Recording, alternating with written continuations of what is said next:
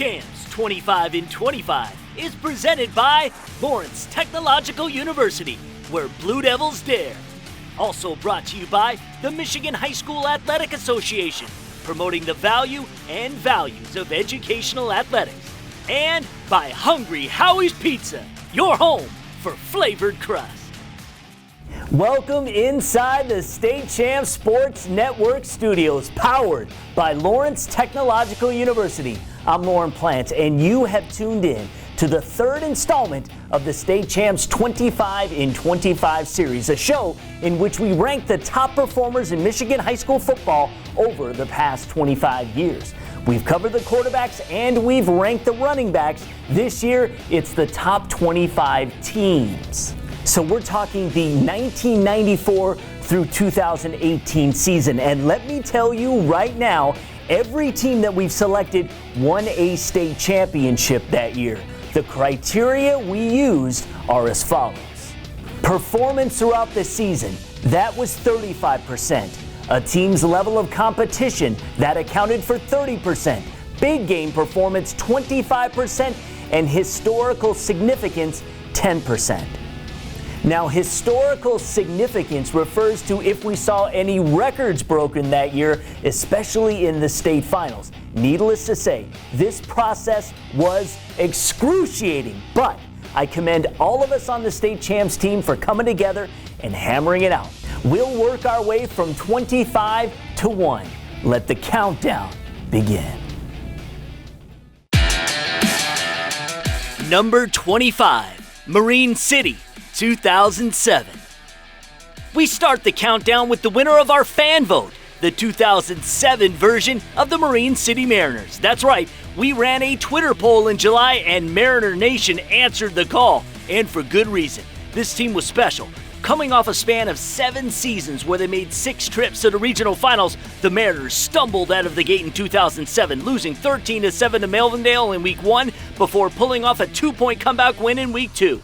They ran the table the rest of the way for the program's first state championship. The Mariners were underdogs in the finals against a Detroit Country Day team that featured future NFL players Jonas Gray and Kenny Demmons. But future Cincinnati quarterback Brendan Kay ran for a touchdown and threw for 2 more in the 21-7 Mariners win. It was an amazing feeling, and then for our community, it was an amazing camaraderie as we came together as a whole community as well. On our trip home from the state finals game, 26 Mile is the road that goes on forever. It was lined with cars welcoming us back home, and it was a magical scene to see all these lights on right out of the movies, waiting for us to come home, and we had a little parade and everything that night. It was awesome. Number 24, St. Charles, 1999. At number 24, we have a team that was as surprising at the time as it is now. The Saginaw area's St. Charles Bulldogs went 3-6 in 1998 despite leading 8 of their 9 games at the half.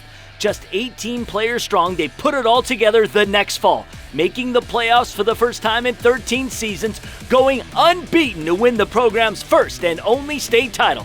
And thanks to the expanded playoffs, became the state's first ever 14-0 team. Outscoring opponents by more than 32 points per game, the stingy Bulldogs defense allowed just 48 points in 9 regular season games, 109 total on the season.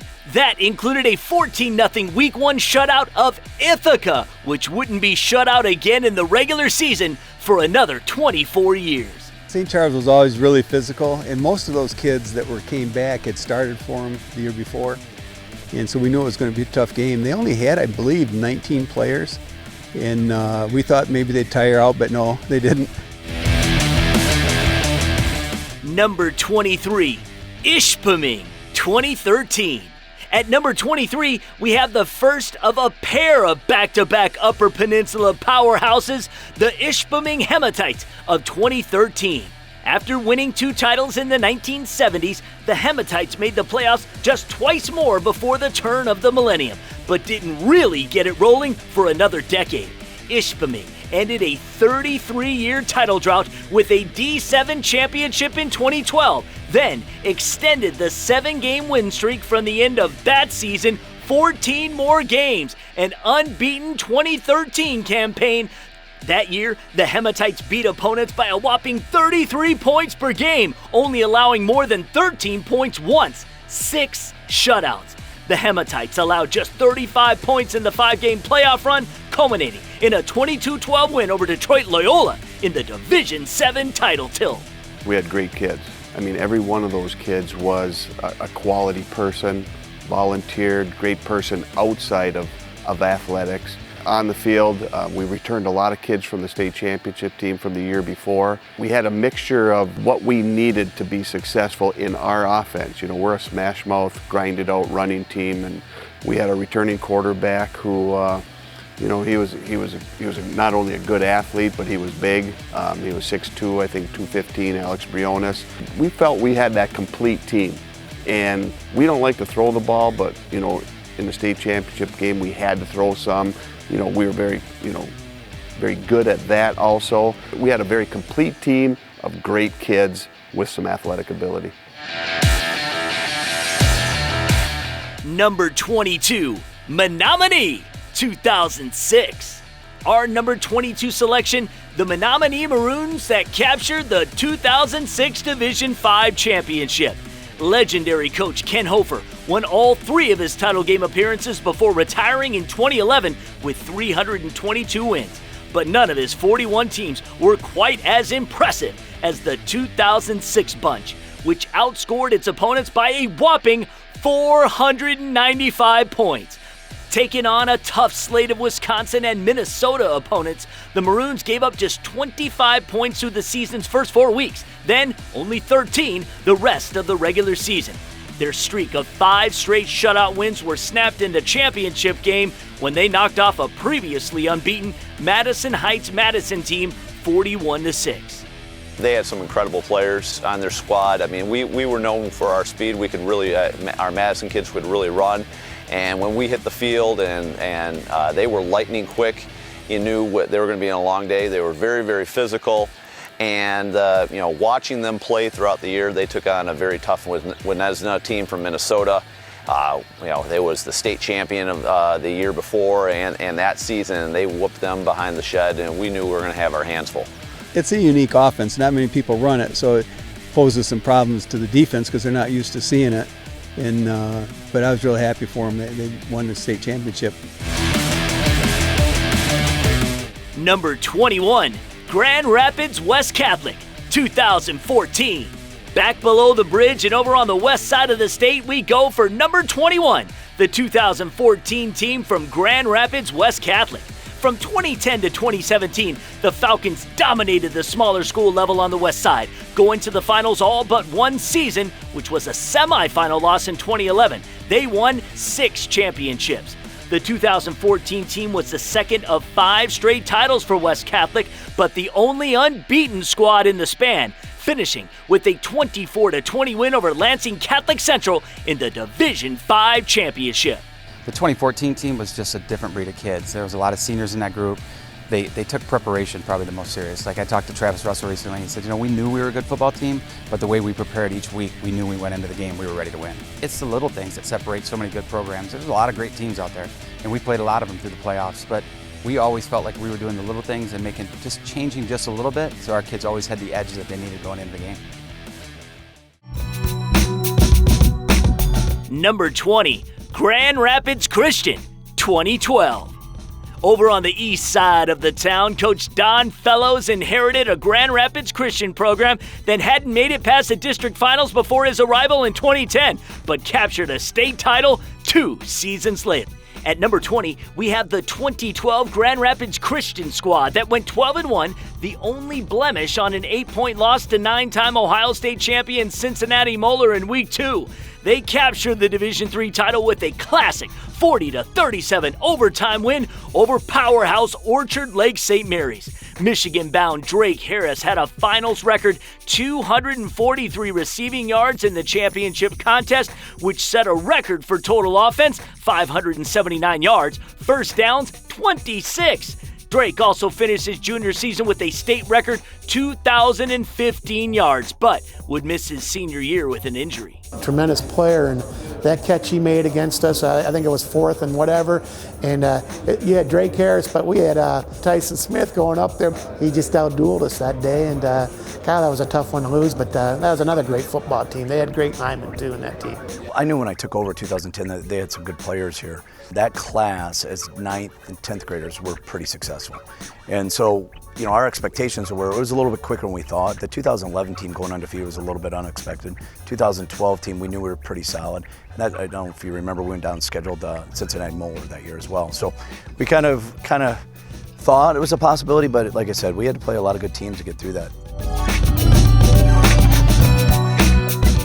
Number 19, Rockford, 2004. Another perennial West Side contender, the 2004 Rockford Rams claimed the 19 spot on our list. The Rams made the semifinals 4 times and the finals once in Ralph Munger's first decade on the west side of the state. But it wasn't until 2004 that the program really took off. But even that year wasn't easy.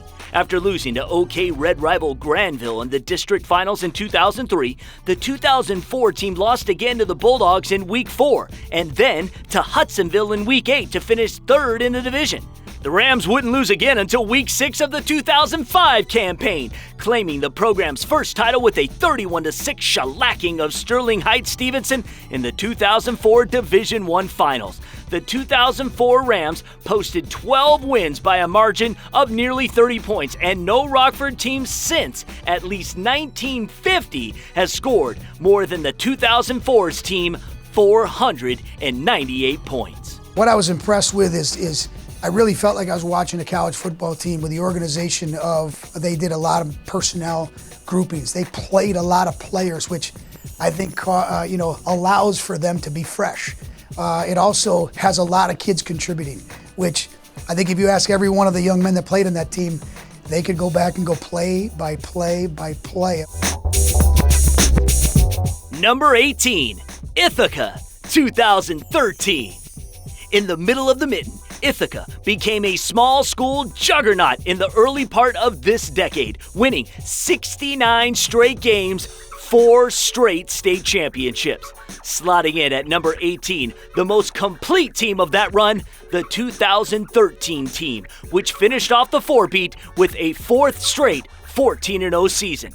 Led by future Wake Forest and Eastern Michigan quarterback Travis Smith, that year's state champs Mr. Football, the Yellow Jackets won by an average of nearly 42 points per game, becoming the 5th highest scoring team in MHSAA history, 710 points. The lone squeaker, a 21-20 win over Montrose in the semifinals. That set up a big 41-22 win over Clinton for the Division VI championship. As I look back, offensively, that team was very special. Our quarterback went on to play Division I football, was a Michigan High School Player of the Year. We had a receiver that went to Central Michigan to play tight end. We had a another receiver that went to play defensive back in Division III. Division II receiver, we had Jake Smith playing quarterback at Harvard. I think he was the 5th option on that team as an offense. So we were pretty blessed. There's no doubt about that. It just epitomized the small school football. They got one good team and revitalized the community a little bit. Having a streak of great quarterbacks doesn't hurt things. And then the community support. I mean, you look at now, they have probably one of the nicest stadiums in the Midwest. The community support, everything got rolling, and everyone bought into their system, which is huge.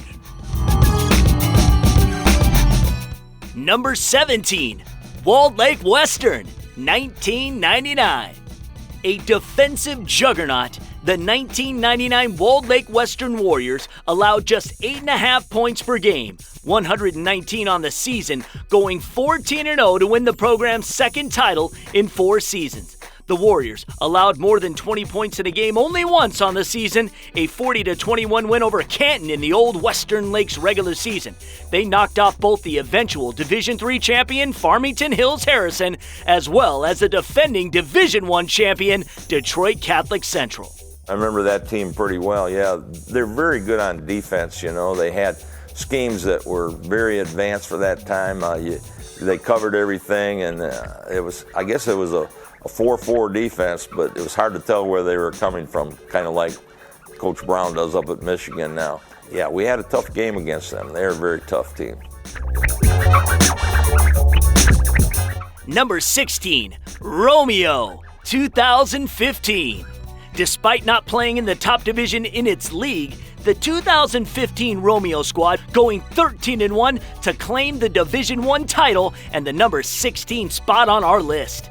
The Bulldogs played in the MAC White Division but faced a pair of MAC Red powerhouses, with Utica Eisenhower handing the Bulldogs their lone loss on the season in Week 9 by a slim 17-14 margin. They ran the gauntlet of Clarkston, Lapeer, Detroit Catholic Central, Grand Ledge, and Cass Tech in the postseason. Romeo allowed just 51 points total in the regular season, just a shade more than 11 points per game over the entire 14-game schedule, and they grinded out a Division I state championship. Preparing, defensively to stop them was tough because you had an awful lot of weapons on their team. And trying to shut them down was not easy. Going into that year, we had a really special group, but when you play in the conference that we play in, you just got to make it to the playoffs. And then, when you look at our region, which usually has Clarkston and Lapeer in it, one of those guys are usually making it to the finals. So you got a lot to get through just off the bat. I really think the community support that was really, I think it kind of created a buzz and excitement. And the kids kind of focused in and used that energy to help propel them. So, what's up, guys? Lauren Plant here to tell you about a real cool program we've developed. We're always looking for new and unique ways to celebrate the sweat and sacrifice our student athletes put in.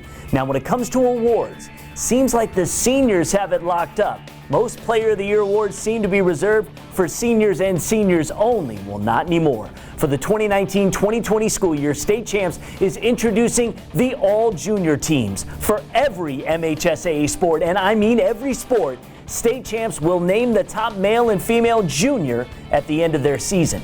All season long, you can follow the watch list at statechampsnetwork.com, on the State Champs show, and on social media. After all, juniors are upperclassmen. They should be treated as such.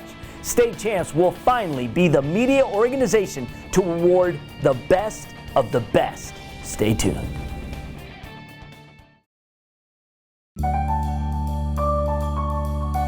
I'm on the Blue Devil football team, and that's a great place to be because other colleges wouldn't let me be both a football player and a nursing student. And just because I'm a dog on the field doesn't mean I can't take care of people. And man, do I love people. The small class size at LTU give me awesome access to my nursing professors. Lawrence Tech, where Blue Devils dare.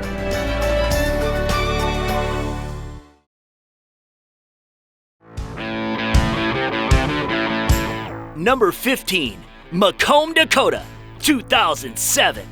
A team we talked a lot about in the 2000s, the MAC Reds Macomb Dakota comes in at number 15. The 2007 Cougars going unbeaten to win back-to-back Division I state titles. After a 3-point loss to Utica Ford in Week 6 of the 2006 regular season, Cougars wouldn't lose again until Week 3 of the 2008 season. They went 14-0 in 07, winning by an average of 24 points per game. After only one regular season contest as close as a touchdown, Cougars didn't have it easy in the playoffs, beating league rival Chippewa Valley by 18, Lake Orion by 12, and Detroit Catholic Central by 10 before nearly doubling up Livonia Stevenson in the Division I championship game. I think the team was coming off a 2006 championship. It was hard to believe that we had to replace all the people that we had to replace. And with Mitch Lovett and Kyle DeMaster and Rodney Hush and Terrence Shelby, and they came out ready to play all the time, and I thought they did a great job. And I think our coaching staff really, Brad Morris and Greg Bauer and Matt Carley and guys like that really helped out the transition for those guys, and they set the bar high. They were good in every position. They didn't have a weak spot. They didn't make mistakes. They really didn't have superstars, but they had a really solid team everywhere. You were just trying to hope to beat them in one phase of the game, and it was hard to do. Number 14, Lowell, 2004. Back to the west side for another suburban Grand Rapids powerhouse. The 2004 Lowell team hits our list at number 14. The Red Arrows allowed only 3 regular season opponents to score at all. They gave up just 36 points in total, 22 to rival East Grand Rapids in a 51-22 Week 4 win. Lowell outscored its opponents by a ridiculous 575 points on the year. That's an average of 41 points a game. They won their 5 postseason contests by 35 points a game, rolling over Charlotte in the D3 semifinals and St. John's in the title tilt. The 04 season was the coming out party for eventual Michigan State star Keith Nickel. He passed for 2,125 yards, 26 scores as a sophomore. The thing that you have with state championship games is you can feel like you get to say proper goodbyes because, you know, you're always so into the next game when you're in a playoff run that you don't think about all that other stuff. And when you're going into a state title game, you know it's the last game, no matter the outcome. And that was one thing I found was it was a lot of fun to know that, because you after the game you just knew after this game that we're moving on to the next team, and you had a chance to say goodbye to all those kids. Number 13, East Grand Rapids, 2003. Another West Side dynasty, our next entry, the Pioneers of East Grand Rapids, whose 2003 team slots in at number 13. Between 2001 and 2010, the Pioneers went 126-7, winning 7 state titles, including 5 in a row. But the 2003 team featured Michigan-bound running back Kevin Grady Jr. just a couple of years ago, rated the number 1 running back in our 25 in 25 rankings. EGR outscored its opponents by an average of 34 per game, giving up just 36 points in 9 regular season games, but had to rally from a 15-point deficit at halftime of the Division III championship to beat Allen Park 28-15. The EA Sports Junior Player of the Year, Grady Jr., had 3 rushing touchdowns in the third quarter to spur the comeback and finished his career a year later as the state's all-time leading rusher and scorer. The 03 team stood out in my mind, and I think our coaching staff's mind over the past number of years because of a couple things. One, they had a senior class that ended up 46-0 as a class. Kyle Cunningham was a starting quarterback and went 46-0 as a starting quarterback. 9-0 because we didn't move a lot of guys up, freshman, sophomore, and then 14-0, 14-0. And to be down 15-0 at halftime against a really good Allen Park team, they came back in the second half and put an exclamation point on an unbelievable run as a class, but an unbelievable back-to-back performance in the Silverdome. Number 12, Detroit St. Martin DePores, 1996. Some dynasties fade away, others get shut down in their prime. When DePores closed after a 2004 season in which they played for a state record 13th title, only Farmington Hills Harrison has made more appearances in a championship game than the Eagles, and nobody won more rings. The 96 team from DePores, which won the Eagles' then record 10th title, comes in at number 12 on our list. That season, the Eagles went 12-1, their only loss coming by 1 point in Week 6 at the hands of a then unbeaten Dearborn Divine Child, before squeaking out a 27-22 win over Orchard Lake St. Mary's in Week 5. The Eagles had only given up 7 points on the season, sealing an 8-7 victory over Detroit Catholic Central with a goal line stand at the end of the first half. Led by future Illinois State and Canadian Football League legend Kevin Glenn, the Eagles beat Iron Mountain 30-14 in the Class CC Finals. I think what set Kevin apart from the other quarterbacks that we had was just his work ethic and his desire. He was a fierce competitor, hated to lose, would do anything that he could to win football games, and he was able to bring kids along with him. They also, he led by example, and he also was a leader that didn't have a problem speaking up when things went right. Football-wise, the dude started for 4 years, and that's not easy at St. Martin DePores. There's a lot of good players, and led us to a state championship in football as well. And so I know with Kevin, he was always quoted an undersized guy. You had schools like Northwestern and Michigan State that asked for him to change positions to defensive back to play college football. And he stuck true to what he believed in, and that he was a good player as a quarterback, and he bet on himself per se, and he was right. Number 11, Chippewa Valley, 2018. Since the MHSAA moved to divisions for the 1999 season, 5 different Macomb area conference programs have played for a Division I state championship. The last being the current defending D1 title holders, the 2018 Big Reds of Chippewa Valley, who come in at number 11 on this list. After getting past a pair of league rivals in the district round of the postseason, the Big Reds handled KLAA powerhouses Dearborn Fordson and Belleville in successive weeks to earn a slot in the Division I title game when they unseated defending champ Clarkston 31-30, holding on to thwart a potential game-winning 2-point conversion in the final seconds. The Big Reds won 14 games by an average of 23 points per contest, ending a 17-year title drought, claiming their first state championship since winning Division II in 2001. And when your quarterback goes 14 for 14 in the state finals, and you got David returning a kickoff, and you've got Martise Bunting making some great catches. I'll always remember the kneel down because it was at that point you could finally relax and realize, hey, not only are we going to be state champions, we're going to be undefeated, 14-0, and nobody can ever take that away from us. You could just see as the season went along this past year, they got better and better. They're very well coached. They had a lot of talent, and you could see as they went along. And beating us the first time was a really tight game. That helped them. And then in their playoff run, they just obliterated everybody. And that was another special group. Macomb County history. That team is very special. Lauren Plant here inside the newly redesigned State Champs Sports Network studios to let you know that State Champs High School Sports Show is back on Fox Sports Detroit Sunday, September 1st. Since the fall of 2002, the original high school sports show has been serving the state of Michigan with the best highlights, analysis, and stories. 6 Michigan Emmys to our credit. During the course of this season, we will proudly present our 600th episode.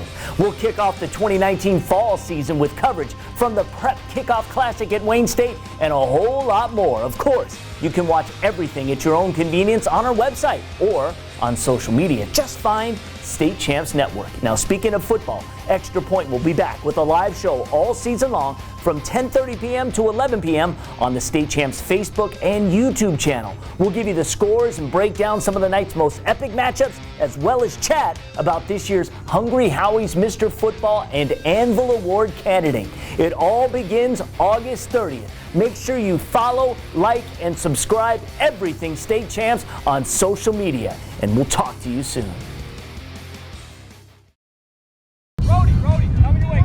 There's an old saying, you can never have too many officials. The age of the average official is 52 and getting older all the time. We're constantly recruiting new people, younger people to join us. After you register with the MHSAA, look on the website to find an officials association near you. They'll put you in a position to succeed as an official. We all learned a lot from high school sports, and officiating is a great way to give back to the game. There's help wanted, just whistle. Touchdown, Falcons!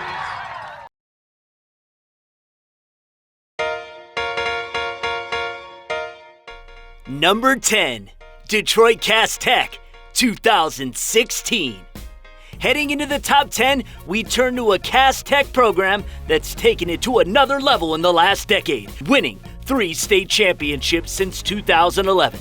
The Technicians won their first 2 titles in 2011 and 2012, but losses in the semifinals in 2013 and 2014 and in the finale in 2015. That motivated this number 10 team on the list, the unbeaten 2016 Cass Tech squad.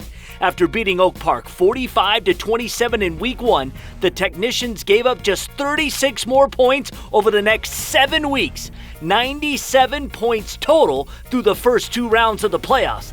the talent-laden Technicians would need to squeak out a 1-point win against Saline in the regional finals, then had to get a leaping touchdown grab by Michigan-bound receiver Donovan Peoples-Jones with 24 seconds left to edge Utica Eisenhower in the semifinals before unloading on Detroit Catholic Central in the championship game.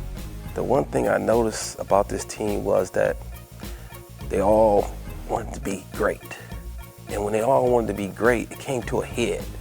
And so like one day in practice, I said, in order for you guys to be great, you're really all gonna have to just set aside your egos and gonna have to just make the other person great. And I said, you guys gonna fight one day. And so one day we went out to practice, and the whole football team was out there just going at it. I mean, everybody. And I just looked at it, I was like, wow, they getting it out. And they was just getting out all their frustration on each other. And after a while, I blew the whistle, they all came up. I said, how y'all feel? I said, I told you y'all was gonna do this. They was like, oh man. And they started laughing and joking, and they just carried on throughout the season, and they all started working harder together. I really think that team and the Cass Tech 11 team were kind of close and comparable, but that 16 team was loaded, man. And I know we had our hands full, especially trying to check DPJ, and Rodney Hall was the doggone running back when you talk about what he could do at quarterback. So, I mean, that was a good team. The line was dominant, big guys up front. That was a really good team, really good team. They were huge. We came out on that field, and we thought we had a pretty good-sized team that year, and they dwarfed us. And at one point, I remember Donovan Peoples-Jones lining up, as a defensive back against our wide receiver, and it looked like, a Division I college football player versus 8th grader. So it was one of those things, Number 9, Clarkston, 2014. To another program that reached new heights in the new millennium, winning 3 championships in the span of 5 seasons and playing for another just last season, the 2013 Clarkston Wolves raised the school's first football championship banner. But it's the 2014 team that we have here at number 9, taking the 13-game win streak established the season before and extending it to 27 and a second straight championship before they were done. The Wolves opened the 2014 campaign with a 3-point win over Macomb Dakota, then ran the gauntlet of the OAA Red Division, slipped by Farmington Hills Harrison in the regular season finale before launching into their postseason title defense. Clarkston edged Lapeer by 3 in the district finals, then had to rally in the championship game as DJ Zazula matched his quarterback counterpart from Saline, Virginia Tech-bound Josh Jackson, and led the Wolves to 3 second-half scores to repeat as Division I champions. We felt really good about what we had coming back because we had a tremendous group of seniors. This photo kind of says it all. It's got 11 of them that went on to play college football at some level. Tremendous leadership with DJ Zazula and Cole Chewins and a bunch of other kids. Tremendous parental support.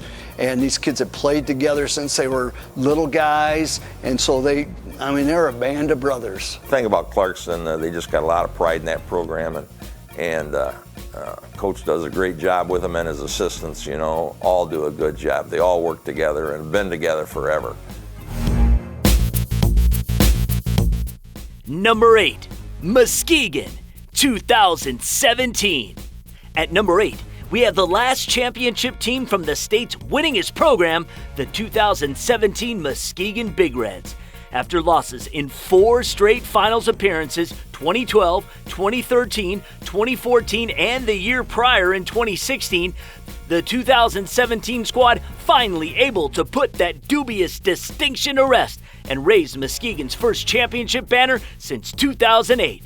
Led by Michigan State-bound quarterback and Mr. Football, Ladarius Jefferson, the Big Reds were rarely challenged as they ran the table, giving up a paltry 52 points in the regular season and 88 all year long, outscoring opponents by a whopping 634 points, an average of 45 points per game. Only one opponent, crosstown rival Mona Shores, finished within 2 scores of the Big Reds, losing 35-24 in the regular season. the 2017 Big Reds entered the MHSAA record books as the 4th highest scoring team of all time and with the 2nd most yards ever. When we prepared, by the time the preparation was over, we thought we had a chance, and then we ran the opening kickoff back for a touchdown, and then we moved the ball down again and got a field goal. But Ladarius Jefferson was a little too much for it. He carried the ball like 28 times, and quarterback runs and power runs from behind that massive offensive line. So we just couldn't hold up. Although we played hard, you know, we actually played the closest game against them of anybody, which doesn't get you anything, but it was good.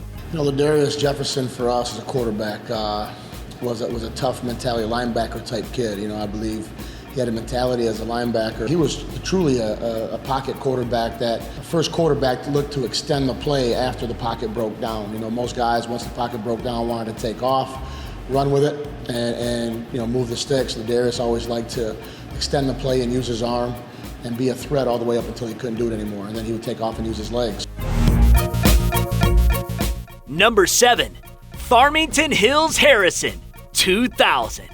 No list would be complete without the first of 2 entries from the program that's won the state's most state titles, a state record 13. The 2000 squad from Farmington Hills Harrison checks in at number 7. Coming off 3 straight championships and 4 straight finals appearances, the 2000 team had plenty of star power to continue the run. Future Michigan State and NFL quarterback Drew Stanton returned to his native state for his final 2 seasons of high school, along with Missouri-bound running back Marcus Woods, who graduated as Harrison's all-time leading rusher, and Michigan State-bound wideout Agim Shabai, leading the offense that averaged more than 42 points per game.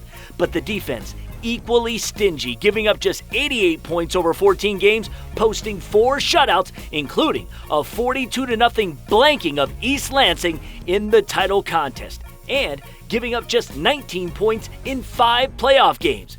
No Harrison team ever posted a better point differential than the 2000 squad, which outscored its opponents by 509 points. In last year's 25 in 25 top quarterback rankings, Drew Stanton finished numero uno. That was the ultimate, was going to the Silverdome, to be able to play where the Detroit Lions play when you were in high school, the guys that you watched on Thanksgiving play. And it was always around Thanksgiving, and even more special than that was the tradition that was built with the Turkey Bowl. Harrison has this rich tradition, and those guys come back year in and year out. You'll have 40, 50 guys show up, on Thanksgiving to be able to play in this Turkey Bowl that they organize, and it'll still hopefully go on even when they close the doors at Harrison, because that's how much that program has meant to everybody. And you knew that when you got there, that send-off that they had was pretty special as well.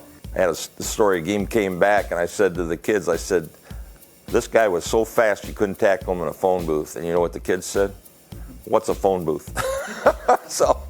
But they meshed great, and we had other great players. One of our best players never got to play that year, Chris Roberson. I don't know if you remember that name, but he broke his ankle in the Clarkson 4-way scrimmage. Ended up playing pro football and ended up starting for Eastern, even though he didn't play his senior year. So Marcus Woods stepped in and rushed for 2,000 yards. So it was quite a year. Number 6, Muskegon, 2006. Back across the state as Muskegon gets another entry on this list. The 2006 Big Reds team coming in at number 6. Muskegon went 95-11 in 9 seasons under former coach Tony Annese, winning titles with perfect seasons in 3 of his last 5 at the helm. Zeeland West and Mona Shores, the only 2 teams to finish within 2 scores of the Big Reds through the regular season. Muskegon edged out a 10-point win over Lowell in the district finals before needing a miracle to seal a 32-30 win over Warren De La Salle. While the Big Reds fumbled 4 times in the game, losing 3, the 2 they recovered from the Pilots were huge. USC-bound Ronald Johnson, who also caught a TD pass, returned a fumble for a score early, then forced a fumble at the goal line in the final minutes to deny De La Salle a go-ahead score, allowing Muskegon to run out the clock and claim victory. We used to do 7-on-7 with Muskegon in the summer, and Tony Anise is to this day still a dear friend. And we often compared notes on teams, and it's hard to do that because you're comparing different positions in different eras and things like that. But I think he would also tell you that you have to have a few things go your way. You have to have a ball bounce into your arms. You have to have, avoid injuries. You have to have those things go your way. Muskegon was pretty good. State Champs Nation, our annual Michigan High School football preview show will premiere Thursday, August 22nd at StateChampsNetwork.com and every State Champs social media platform. Reporters from all over the state will get you up to date on the upcoming season. Be sure to subscribe to State Champs and allow notifications, as well as like and follow the network, so you can be updated the minute it goes live. It's the State Champs Michigan High School football preview show premiering Thursday, August 22nd.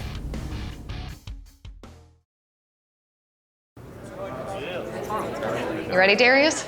Let's do it.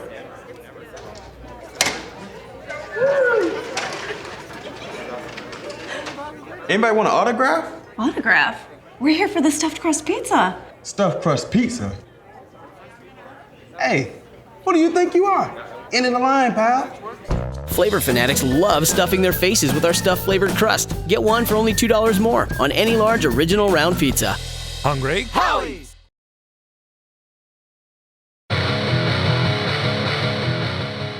Number 5, Orchard Lake St. Mary's, 1994.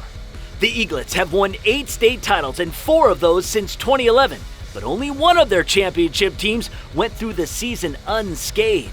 Heading into the top 5, we have the 1994 squad from Orchard Lake St. Mary's at number 5. Coming off a lopsided loss to Onsted in the 1993 Class CC title game, the 94 St. Mary's squad gave up just 31 points in 4 games in the Catholics ABAA division, beating Catholic Central 20-0 and Warren De La Salle 21-7 before embarking on their playoff run.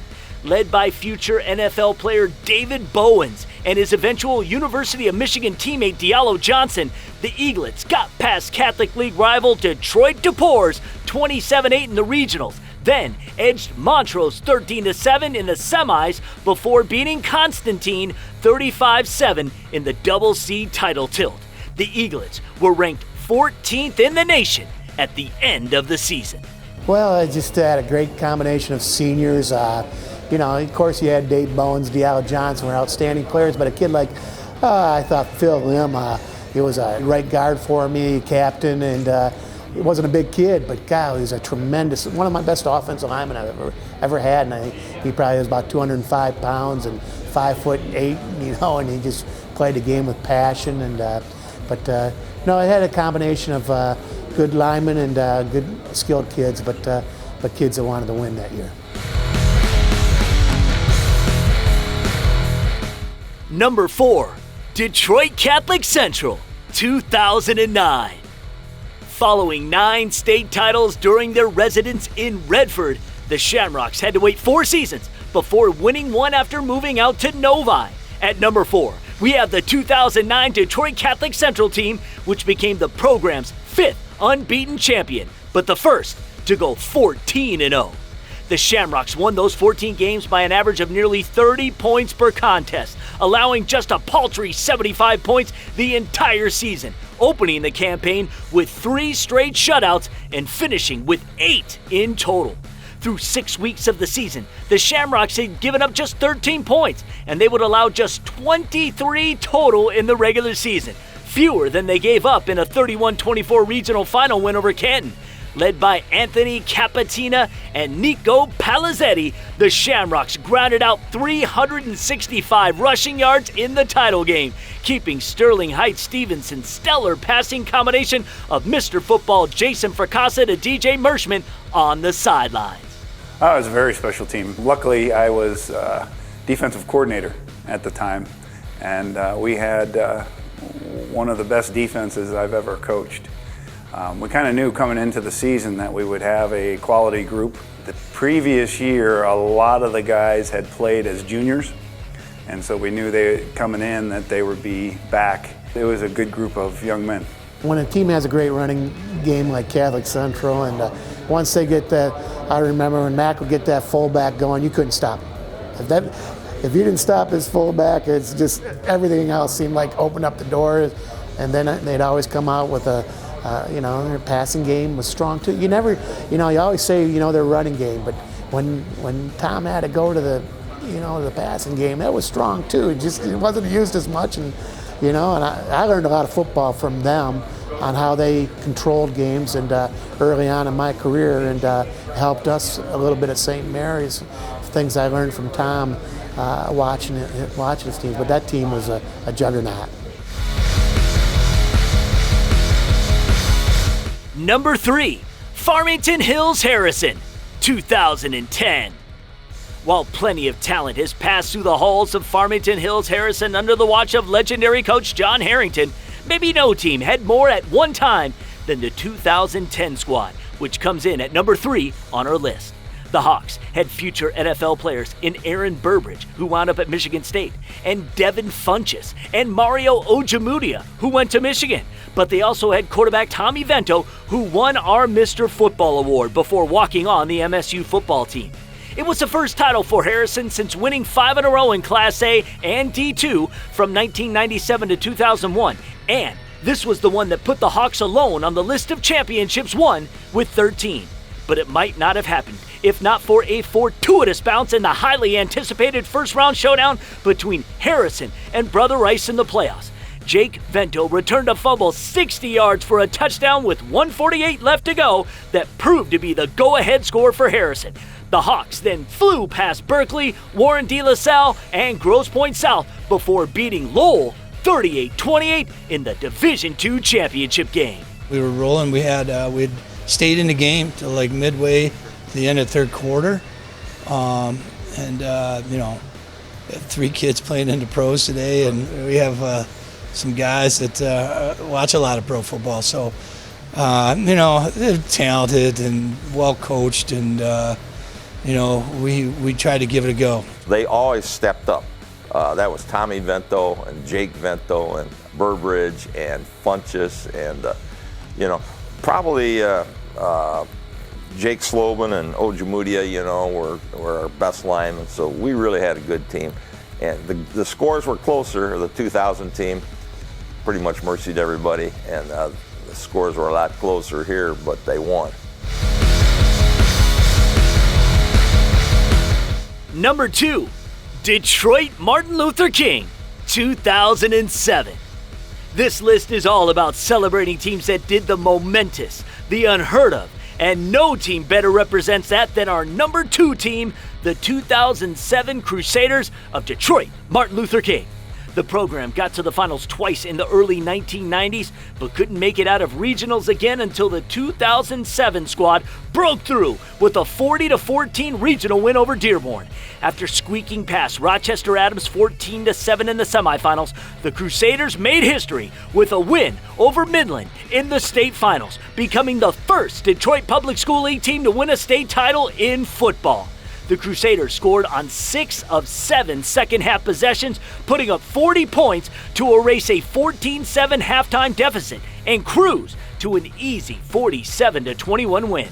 Future first-round draft pick Nick Perry had a state record 36 sacks in his only year playing for the Crusaders, helped harass future Michigan State quarterback Andrew Maxwell into a pair of interceptions, both of which were returned for scores. Man, they were very talented.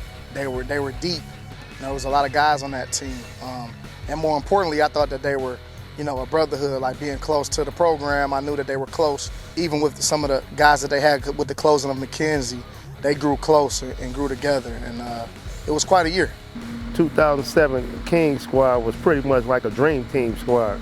They had a lot of good talent over there. Winfred, who was the wide receiver, went to Western Michigan, big 6'6", tall kid, Donovan Dickerson, which was Darnell Dickerson's son, came back, played for that team. Darren Williams, who was the running back, went to Cincinnati. He's a good tailback. And Nick Perry, who's, been pretty much, he might be a Hall of Famer one day, playing in the NFL for many years. King set the tone.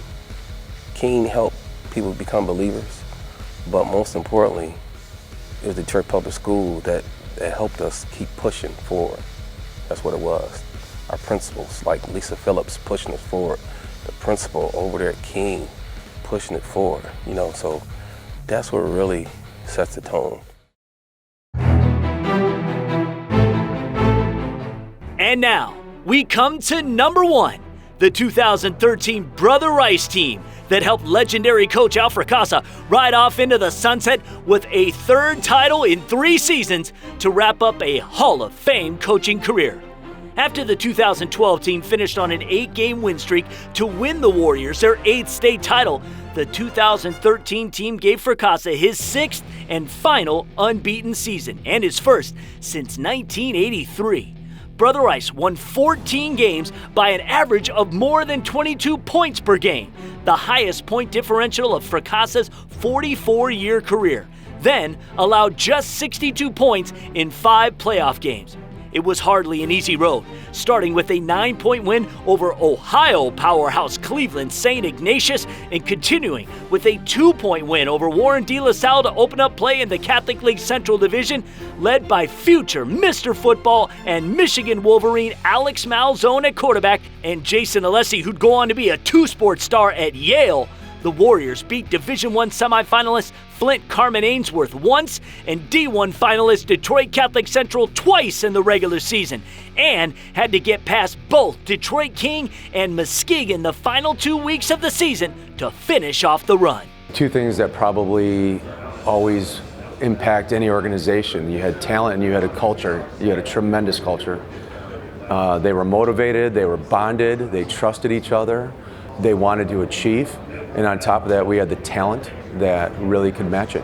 They could do a little bit of everything. You know, they had big playmakers, but always played great defense, you know, rallied to the ball. And I remember the team being just could do a little bit of everything, you know, and I always believe that's, intelligence, and those are the hard teams. When you got a great team with great players and plus they're smart, I said that's hard to beat. As much as, you know, Brother Rice is a rivalry game, it is also a game where we both respect one another and have for quite some time. And I think Al Fracassa and Tom Mack created that tradition, you know, of animosity to a certain extent, but yet total respect for one another.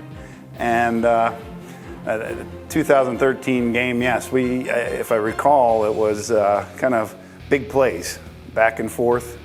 And I think they won 28-21, I think might have been the final. And you had the catch in the corner of the end zone. And again, I was defensive coordinator back then, so that was sore, sore spot.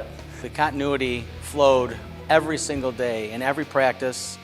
Outside activities, they were around each other a whole lot, and I think that speaks to the group of kids they were, and then it speaks later to how they performed as a football team, because they truly were the best team I've ever been a part of as a player or coach, because they had such a close-knit group and feel amongst each other. We had some great players that year. I mean, Jason Alessi and Grant Perry, Alex Malzone. There was certainly some talent. And, you know, I think they were seasoned veterans. They had some experience from the prior years, and they handled all the pressure that came with it. I mean, we were riding, you know, into that year a 22-game win streak. But you couldn't ask for a better story with Coach Fracassa's last year, and just the way he went out on top like that. Storybook ending, obviously, it was great for him. Without a word of a lie, every time we got on the bus to go somewhere, and I've told the kids this even now, when we got on that bus, confident that we were coming back on that bus victorious. And we believed in ourselves, and I think we all just wanted to win, and coach. It was a relaxed situation. It was not pressure-filled at all. If you want to take a look at the other teams who just missed the cut, or how we use the playoff point system to double-check our voting for the top 5, go to statechampsnetwork.com right now. Congratulations to the 2013 Brother Rice Warriors, our #1 high school football team over the past 25 years from the state of Michigan. Now I know there are many of you with strong opinions on this subject. Well, talk to us on Twitter, Facebook, Instagram, comment on YouTube, or you can just reach us by emailing us at our contact page at statechampsnetwork.com. We would love to hear from you on this subject. Best thing you can do is share it. Okay, I want to thank our entire State Champs production team and the coaches who participated in the program. For State Champs 25 in 25, I'm Lauren Plant.